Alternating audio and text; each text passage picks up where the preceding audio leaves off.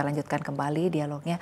Pak Koko, terkait dengan strategi-strategi yang dilakukan oleh perbankan, khususnya Bank Aladin Syariah ya Pak, untuk bisa meningkatkan kredit Pak. Sejauh ini seperti apa sih Pak strateginya? Walaupun kita bank syariah gitu, tapi ini saya melihatnya adalah mungkin ya sebentar Bang ya. Jadi yang akan saya sampaikan adalah strategi apa yang dilakukan oleh Bank Aladin Syariah saat ini untuk menyambut supporting dari government untuk meningkatkan pertumbuhan pembiayaan. Ada beberapa hal Mbak yang harus kita lakukan dan akan terus kita lakukan, sudah kita lakukan, tinggal kita pertajam. Yang pertama adalah tentunya memastikan target market atau segmen yang kita sasar atas pembiayaan tersebut. Nah, kalau di Bank Aladin Syariah saat ini kita fokus sama dengan dua hal. Yang pertama adalah segmen consumer, yang ketiga adalah segmen dari retail atau emerging business. Nah, kenapa kita melihat consumer dan retail emerging business ini menjadi segmen yang sangat-sangat menarik bagi kami Bank Aladin Syariah? Kita melihat bahwa Indonesia ini berbeda dengan negara-negara yang lain.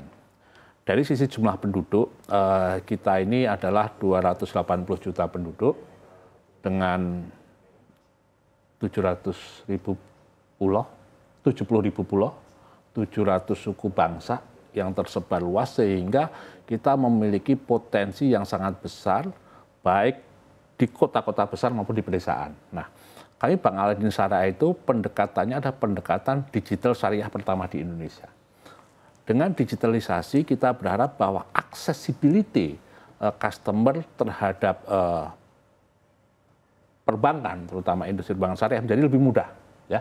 Karena tadi sangat luasnya Indonesia ini, sehingga kita berharap ketika kita masuk ke segmen consumer dan segmen retail dengan pendekatan digitalisasi, kita berharap inklusinya meningkat.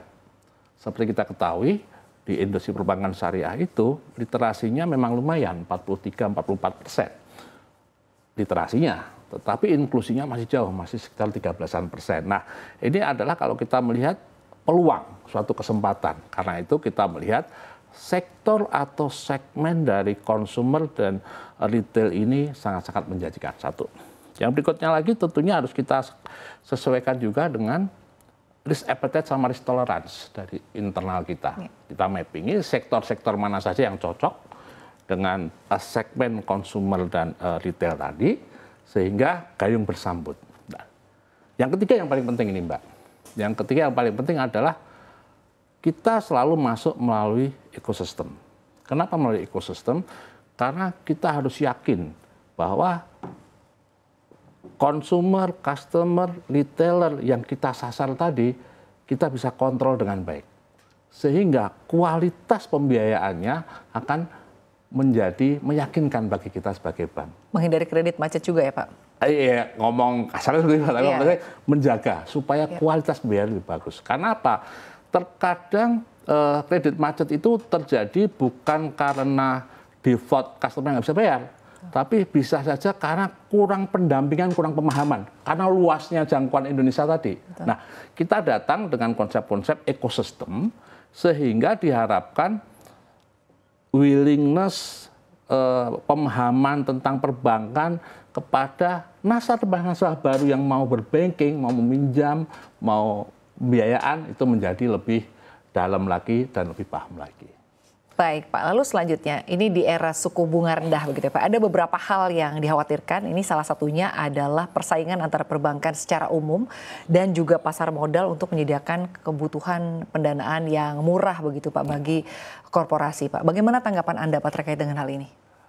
Ada dua hal yang ingin saya sampaikan terkait dengan persaingan.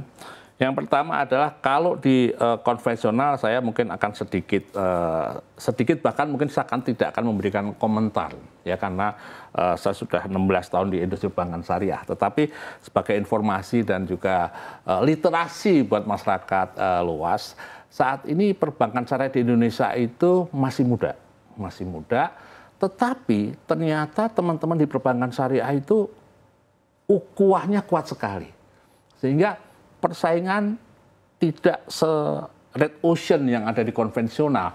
Kita terkadang kalau kepentok BMPK gitu misalkan, ayo Pak Koko kita sindikasi. Nah, hal seperti itu sebenarnya kita melihat momentum penurunan suku bunga ini sebagai kesempatan bagi kita-kita di industri perbankan syariah untuk meningkatkan portofolio dan market share-nya. Karena sebenarnya di kami ukuahnya, kerjasamanya sangat-sangat erat. Itu yang pertama.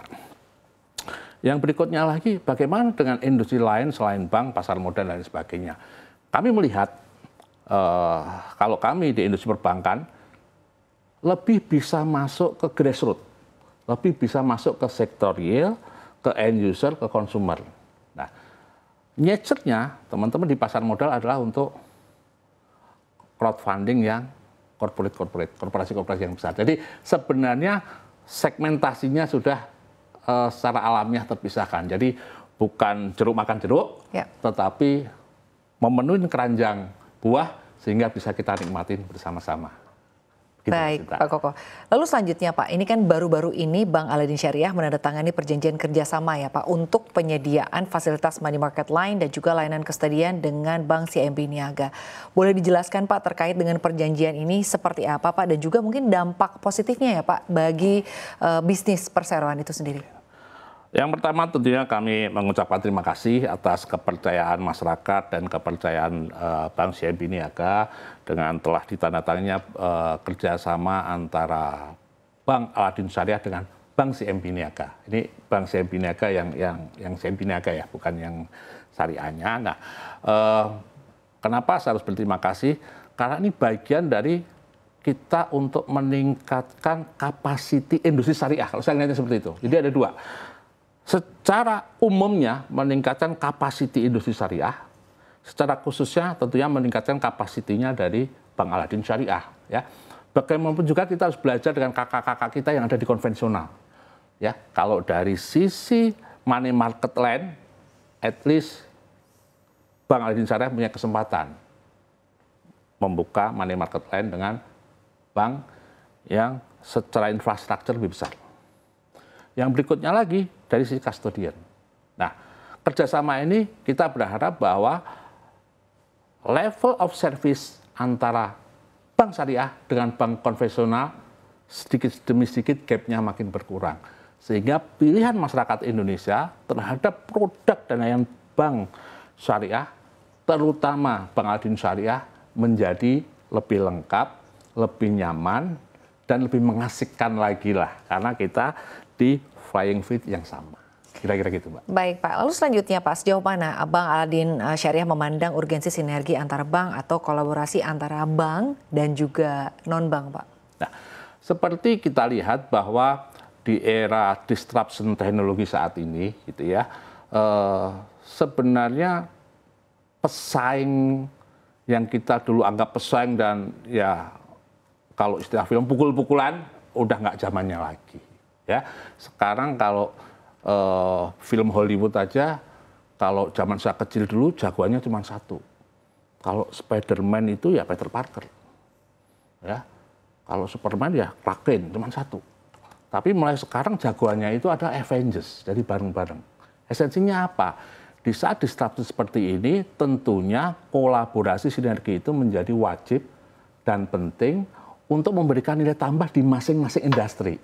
Ya, jadi saya pribadi sangat berharap bahwa kita selalu membangun kesepahaman antar industri, walaupun di background-nya itu mungkin customer kita sama, layanan kita mirip-mirip, tetapi ketika kita berkolaborasi bersinergi akan timbul added value, akan timbul nilai tambah yang menjadi kelebihan dari customer dan menguntungkan dari penyedia.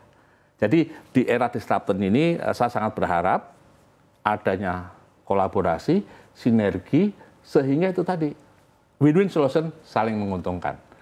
Seperti di awal, strategi utama kita menghadapi tahun 2025 adalah 3. Optimisme, waspada, dan membangun sinergi kolaborasi.